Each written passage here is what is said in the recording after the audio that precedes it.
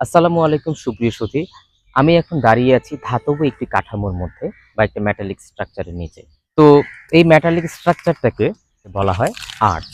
এটা একটা সিঙ্গেল বা একটি একক স্ট্রাকচার বা একক একটি কাঠামো।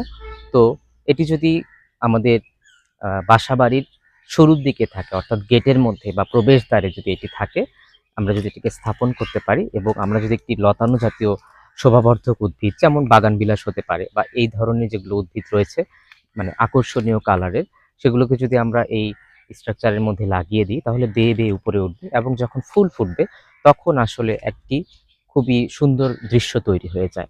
তো আসলে যেহেতু লতানো উদ্ভিদগুলো তাদের অবলম্বন প্রয়োজন উপরে বেয়ে উঠবার জন্য, তো এই স্ট্রাকচারগুলো যদি থাকে দেখতেও অনেক সুন্দর লাগে, যেন মনে হয় অতিথিকে স্বাগত জানাচ্ছে।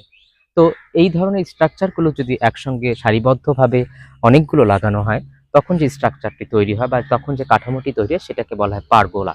সেক্ষেত্রেও এরকম কিছু লতানো জাতীয় উদ্ভিদ লাগানো যেতে পারে এবং লাগানো মনে হয় যেন পুরো পথিককে সে যদি একটু তাদের বাসাবাড়ির পথটি একটু লম্বাটে হয় তখন পুরো আহ, পথটি মনে হবে তাকে ওয়েলকাম করছে বা স্বাগতম জানাচ্ছে।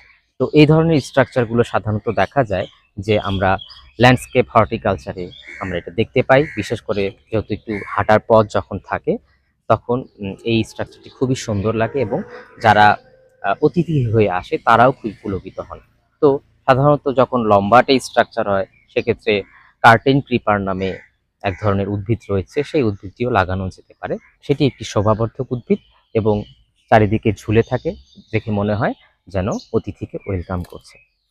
আশা করি এই তথ্যগুলো জেনে আপনাদের ভালো লাগছে। আমাদের পরবর্তী ভিডিও পেতে আমাদের সাথেই থাকুন। ধন্যবাদ সবাইকে।